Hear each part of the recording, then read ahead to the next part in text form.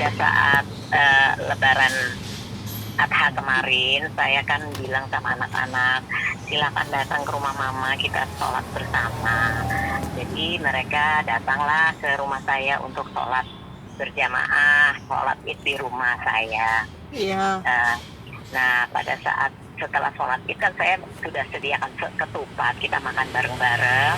Nah, pada saat itu Ica melihat CCTV dari HP. Ternyata CCTV-nya mati. Jadi dia kaget, kok mati? Padahal tadi dihidupin gitu kan. Padahal hidup terus, nggak pernah mati kan. Nah, kemudian dia jadi nggak tenang. Kemudian saya bilang, ya udah pulang aja, lihat dulu. Nah, jam 11 tuh dia pulang. Habis makan dia pulang, dia lihat rumahnya. Itu rumahnya masih bisa biasa ya, masih biasa. Tapi memang CCTV-nya mati. Dia heran, tapi ya dia nggak curiga. Kemudian dia hidupkan gitu. Nah, kemudian dia keluar lagi karena dia belum ke rumah mertua kan. Dia mau ke rumah mertuanya, kemudian dia pergi. Nah, setelah pulang jam 6 sore, 6 lebih ya, maghrib saat itu saya ingat. Kemudian dia nelpon saya, "Ma, rumah saya kebuka, pagernya kebuka, dalamnya kebuka, nggak berani masuk." "Jangan masuk," saya bilang gitu. Akhirnya saya sama suami sama kakaknya ke sana rame-rame untuk masuk bareng. Kita takut kan masih ada orang di dalam. Jadi akhirnya kita juga telepon polisi, telepon polsek, telepon polda gitu. Nah, di saat setelah itu memang polsek datang, polda juga datang, kemudian ya foto-foto, cari sidik jari gitu kan. Ya udah, kita menunggu sampai sekarang kita masih menunggu kerja polisi sampai di mana kita belum tahu. Jadi masih menunggu.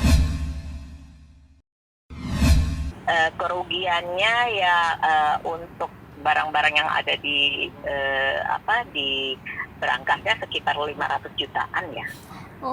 Ada tabungan, ada emas berlian, ada cincin kawin, mas kawin, semua ada tuh. Emas berlian dan uang mas yang ada yang diambil. Berarti elektronik enggak ya, Tante? Dirusak enggak? Dirusak. Oke. Ada yang nanya-nanya, mereka nanya rumah ini rumah Pak Tony Marpaung gitu. Orangnya gondrong, rambutnya keriting, tinggi besar, tapi kan pakai mask, jadi nggak begitu kelihatan jelas gitu kan. Tapi anak saya punya rekamannya waktu itu ya. Kemudian ada lagi yang nanya, satu orang lagi nanya, pokoknya ya begitu nanya-nanya terus. Jadi mungkin hati-hati untuk yang lain ya. Kalau ada orang nanya-nanya itu tanda-tandanya itu aja. Jadi kalau nggak mungkin kita orang kasih alamat rumah kita sampai sampai salah 2 kali, yang nanya sampai berapa kali kan. Jadinya harus dicurigai. Juga memang sangat profesional karena dia nggak ada tujuan lain hanya ke kamar.